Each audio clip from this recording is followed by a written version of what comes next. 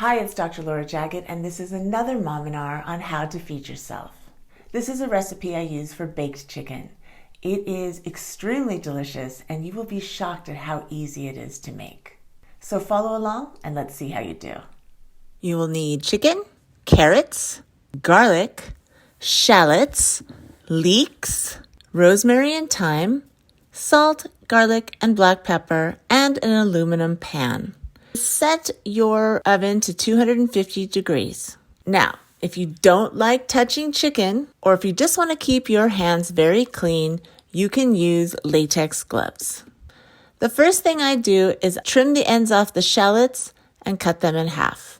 And I'm going to put those at the bottom of the aluminum tray. Next thing I do is I open up my garlic, which I buy already peeled and packaged. Then I cut up my leeks in slices. I cut the ends and tips off of the carrots. And then I'm going to scrape off the outside skin. Once that's done, I chop them into small 1-inch slices. You'll also need some oil. I use avocado oil. And you are going to coat your chicken entirely. Then season with the salt and the pepper and the garlic powder. I don't measure this. I just kind of give a few shakes like this. I'm then going to take my chicken and lay it in my pan on top of the shallots and garlic.